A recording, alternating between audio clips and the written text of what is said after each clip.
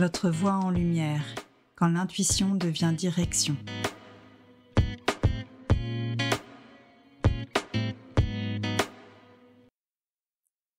Bienvenue dans ce nouvel épisode de Votre voix en lumière, quand l'intuition devient direction. Je suis ravie d'accueillir aujourd'hui Caroline Auguel, professeure de yoga thérapeutique et fonctionnel et coach en régulation du système nerveux. Caroline est spécialisée dans l'accompagnement de la douleur chronique et de l'anxiété. Bonjour Caroline. Bonjour Delphine. Pour la petite histoire, Caro et moi nous connaissons depuis notre plus jeune âge. Nous avons vécu beaucoup de choses ensemble. Donc je connais bien son parcours de vie et c'est parce que je connais bien son parcours de vie que j'avais envie que vous l'entendiez. Est-ce que tu peux nous raconter, Caro, ton parcours jusqu'à ta rencontre avec le yoga? Parce qu'on peut parler de rencontre, je pense. Oui, tout à fait. J'ai rencontré le yoga malheureusement au début après un diagnostic d'une maladie que j'ai depuis 8 ans maintenant, qui s'appelle la neuropathie des petites fibres nerveuses, qui est en fait un dysfonctionnement de toutes les petites fibres qu'on peut avoir dans le corps et qui transmettent les messages de l'extérieur vers le cerveau et inversement. Et donc, souvent, ça crée beaucoup de symptômes invalidants, notamment des douleurs qui sont en fait des faux messages, des messages fictifs. Donc, en fait, quand on m'a diagnostiqué cette maladie-là, le spécialiste qui me suit m'a conseillé de faire du yoga parce que dans cette maladie-là, plus on est stressé, plus les symptômes sont puissants. Donc, il m'a orienté vers de la sophrologie, du yoga, etc. Donc, j'ai fait de la sophrologie, mais je me suis aussi mise à pratiquer le yoga. C'est comme ça que j'ai rencontré le yoga, d'abord pour ma pratique personnelle. Et qu'est-ce qui a fait qu'à un moment, tu as voulu te former, toi, comme professeur de yoga?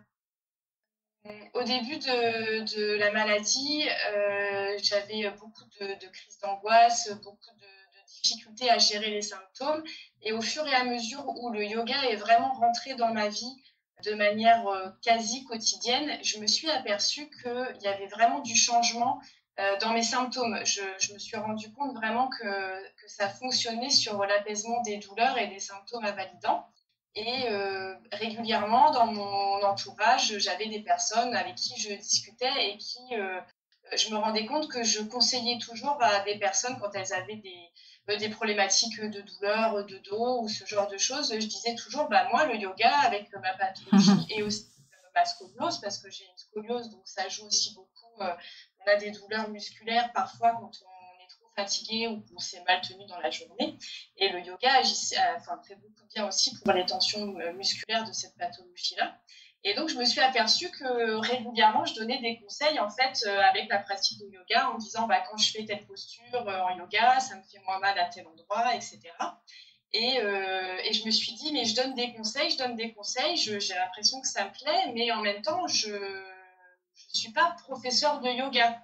Et je me suis du coup sentie au début un peu illégitime en disant, j'ai pas de formation en fait, je fais du yoga, moi je pratique le yoga, mais je me suis dit c'est intéressant, j'aime bien ce fait de pouvoir guider les gens, de pouvoir leur donner des conseils.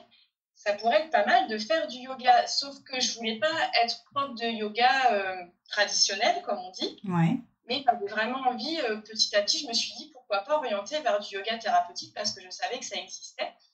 Du coup, je me suis dit si je peux arriver à trouver une formation, ça pourrait être sympa de pouvoir être certifiée, comme on dit en yoga, et puis pouvoir ensuite apporter mon expérience, ma connaissance, et puis donner des cours. Donc, c'est comme ça qu'en fait, l'idée m'est venue vraiment au fur et à mesure en partageant mon expérience. Et puis, donc, j'ai pu me former et avoir une certification en yoga thérapeutique, ce qui fait que maintenant, c'est comme ça que j'en suis arrivée à devenir professeur de yoga thérapeutique avec une spécialité fonctionnelle parce que je me suis formée ensuite sur la partie fonctionnelle qui va au-delà du yoga traditionnel.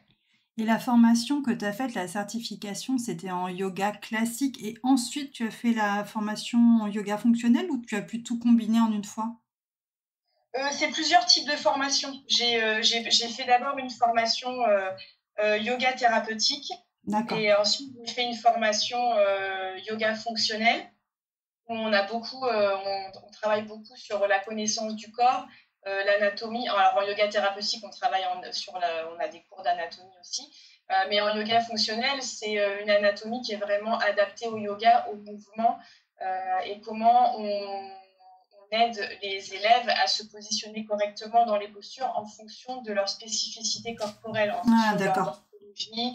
C'est pour ça que c'est un yoga qui est plutôt moderne, parce que on va d'abord s'attacher aux besoins du corps plutôt qu'à l'esthétique de la posture, comme on a pu avoir avant le yoga traditionnel, qui est vraiment plus basé sur l'esthétique de la posture, l'alignement. Et en fait, parfois, il y a des alignements dans les postures parfaites, comme je dis toujours, qui ne vont pas avec tous les corps. Et ça, je m'en suis aperçue au fur et à mesure, parce que moi, je me suis beaucoup blessée au début en faisant du yoga traditionnel, parce que j'essayais de mettre mon corps dans un alignement postural qu'on m'apprenait, et qui, en fait, n'allait pas du tout avec le fait que moi, j'ai un dos tordu, j'ai une cage thoracique déviée, et donc, je ne peux pas me placer parfaitement dans les postures. C'est comme ça que petit à petit, j'ai découvert ces formations, et donc en yoga fonctionnel, ce qui me permet d'encore mieux adapter. Quand je donne des cours, j'ai cette vision qui fait que je m'adapte vraiment au corps spécifique de la personne. Donc dans les personnes que tu accompagnes, dans ta cible, est-ce que tu dirais que tu as essentiellement des personnes qui ont justement des troubles fonctionnels, ou c'est des personnes qui veulent du yoga avec l'aspect plutôt thérapeutique mais pas forcément fonctionnel? Alors, j'ai un petit peu tout le monde. J'ai donc des personnes qui ont des pathologies, donc bien spécifiques. Donc là, parce que j'adapte vraiment mes cours avec un yoga vraiment spécifique. Par contre, je donne aussi des cours et je fais des ateliers et je fais des journées yoga pour des personnes qui n'ont pas de pathologie, qui n'ont pas de douleur, mais qui souhaitent pratiquer le yoga pour pouvoir avoir une meilleure condition physique, ou juste pour pouvoir prendre du temps pour soi, pour se détendre. Donc j'ai un peu ces deux casquettes que j'aime beaucoup aussi, parce que j'aime bien donner des cours vraiment sur la partie thérapeutique, mais j'aime bien aussi donner des cours avec un mouvement plus fluide, plus guidé, pour pouvoir vraiment faire des ateliers spécifiques un peu plus type axé sur la reconnexion à ses ressentis, reconnexion à soi. J'aime bien aussi travailler sur le thème du féminin sacré. J'aime bien aussi toutes ces thématiques-là, et donc j'aime bien aussi donner des cours justement autour de choses comme ça, qui ne sont pas forcément autour de pathologies spécifiques. Donc j'aime bien allier les deux. Et là, plus récemment, donc, tu t'es formée à la régulation du système nerveux, qui, je sais, est vraiment un allié précieux, et que toi, la première, tu as utilisé cette technique-là. En quoi ça a changé ton approche vis-à-vis du yoga? Je dirais que c'est deux choses qui sont assez qui sont séparées, qui sont différentes, mais qui sont complémentaires. Parce qu'en fait, je me suis aperçue que pratiquer le yoga, c'est bien, parce que forcément, ça apporte énormément de choses au corps et dans la vie, mais ce n'est pas suffisant, notamment quand on a des problématiques de douleur. Ce n'est pas en pratiquant que le yoga qu'on va réussir vraiment à mettre en place des choses dans sa vie. Et donc, quand j'ai découvert la régulation du système nerveux, donc tous les exercices et toute la thérapie qui va autour de ça, j'ai trouvé que c'était quelque chose de très complémentaire qu'on pouvait mettre en parallèle de la pratique du yoga, qui va aider à apaiser le système nerveux, mais qui va surtout être beaucoup plus pour le corps et le mouvement, en fait. Et donc là, on est vraiment sur des choses plus spécifiques d'exercices pour vraiment réguler le système nerveux. On est dans un travail plus en profondeur, où là, on va pouvoir travailler sur toutes les problématiques d'anxiété, les problématiques de stress chronique, de fatigue chronique, de dépression, de burn-out. Donc voilà, c'est un outil que je trouve moi complémentaire au yoga, qui va avec, et qui peut aider vraiment pour travailler des thématiques qui vont au-delà de la gestion de la douleur.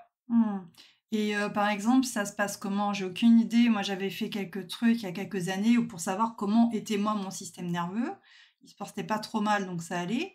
Mais c'est des exercices comment? Est-ce que c'est la visualisation? Est-ce que c'est de la respiration? Ça se passe comment? Alors, d'abord, il y a plusieurs techniques. Il y a des exercices qui vont permettre d'apaiser le système nerveux au moment où la personne a une émotion très forte, pour justement éviter que la personne soit submergée par l'émotion, par ce qu'elle est en train de vivre. Donc, c'est des exercices que l'on apprend aux personnes et qu'on leur donne. Mais la régulation du système nerveux, c'est vraiment un travail de fond, en fait. On va travailler sur beaucoup de choses, donc on est sur des exercices d'écriture, on est sur des exercices de réflexion, on est sur des exercices aussi de, comment dire, on va travailler sur le passé de la personne, on va travailler, oui, sur de la visualisation. En fait, c'est un ensemble de choses. C'est une thérapie. Oui. Donc, on va travailler vraiment sur plusieurs angles et plusieurs axes en même temps en fonction de la problématique spécifique de la personne. Parce qu'il peut y avoir aussi une problématique liée à des traumas. En fait, ça dépend vraiment pourquoi la personne vient en consultation. Voilà, on ne peut pas travailler la régulation du système nerveux en une séance en disant je suis activée tout le temps, je suis énervée tout le temps, je suis agacée tout le temps. Bah tiens, fais 3 exercices et puis tu vas voir, ça va aller mieux. En fait, c'est vraiment plus un travail en profondeur en fonction vraiment du passé, de l'expérience de la personne, de ce qu'elle a pu vivre. Et puis aussi de sa relation avec ses parents, avec ses frères et sœurs, avec son entourage. En fait, il y a vraiment tout un ensemble de choses qu'on travaille sur vraiment les spécificités de la personne qui vient en consultation. Oui, c'est un vrai accompagnement, une vraie thérapie, quoi, vraiment. Tout à fait. C'est vraiment, voilà, c'est ça. Je sais que c'est bien que tu poses la question parce qu'il y a beaucoup de gens qui pensent régulation du système nerveux. Ok, je vais faire 3 exercices, on va me dire de faire comme ça, et puis ça va aller mieux. Mais en fait, non, vraiment pour travailler et améliorer son système nerveux, il faut déjà apprendre à le connaître. Donc, on explique beaucoup de choses sur comment ça fonctionne. Et on incite la personne avec plein de petites choses, plein de boîtes à outils, à aller écouter les ressentis corporels, à aller voir ce qui se passe quand la personne, par exemple, vit une émotion.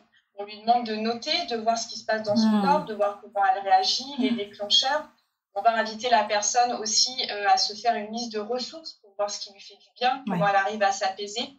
Voilà, c'est plein de choses comme ça qu'on met en place pour pouvoir travailler vraiment sur quelque chose qui va être efficace et vraiment adapté à la personne. On sent vraiment que tu es passionnée par ce sujet. On sent que ça te plaît. Et quels sont tes projets aujourd'hui? Comment tu vois dans 2-3 ans, tu te vois où? Tu aimerais faire quoi? Vaste question et très intéressante. J'ai une envie de développer vraiment cette expertise, comme tu dis. Je suis passionnée par le sujet, donc je me rends compte que j'aime énormément parler de ça et que j'ai vraiment envie que les personnes puissent vraiment connaître, savoir comment ça fonctionne. Donc j'aime bien ce côté expertise et donc j'interviens. J'ai commencé à intervenir auprès de professionnels du bien-être.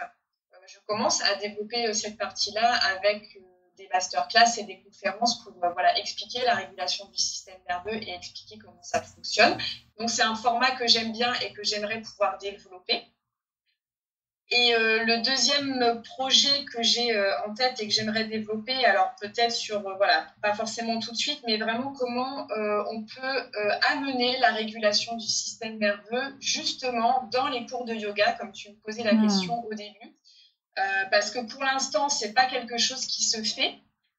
Et comme j'aimerais pouvoir apporter cette connaissance et pouvoir l'adapter au cours de yoga et voir comment on peut mettre en place des petits exercices justement de régulation du système nerveux dans les cours de yoga et donc pourquoi pas proposer quelque chose aux professeurs de yoga sur cette thématique-là avec une formation ou un programme. Voilà, j'aimerais bien pouvoir vraiment construire quelque chose pour allier les deux. C'est quelque chose à laquelle je pense et je réfléchis. C'est marrant parce que quand tu me dis ça, moi, tu vois, je pense à presque l'inverse. C'est-à-dire pas comment faire rentrer la régulation du système nerveux dans le yoga, mais comment faire rentrer le yoga dans la régulation du système nerveux, tu vois. Parce que étant donné que, tu vois, dans l'autre sens, parce que comme c'est un accompagnement qui est plus long, utiliser le yoga comme un outil, comme tu vas utiliser d'autres outils, comme tu disais l'écriture, tout ça tout à l'heure. Tu vois, je vois ça dans ce sens-là, par rapport à... C'est ça que je fais actuellement. Ça, c'est ce que je fais actuellement. C'est ce que tu fais actuellement. J'ai une personne notamment que j'accompagne avec et des cours de yoga et avec un travail de fond sur la régulation du système nerveux. Donc ça, je le fais déjà en accompagnement, mais c'est vrai que peut-être que les personnes n'ont pas, les personnes qui disent je vais faire du yoga donc ça va m'aider. Donc oui, je vois ce que tu veux dire, peut-être plus ramener le yoga dans la régulation du système nerveux et montrer que c'est un outil très efficace pour ça. Oui, ça, je le fais déjà, mais c'est vrai que mon idée était de plutôt vraiment m'adresser à un public professeur de yoga pour leur expliquer et leur montrer comment c'était possible de pouvoir intégrer ça dans les cours de yoga, mais l'inverse aussi est un sujet très intéressant et une réflexion à avoir. Tout à fait.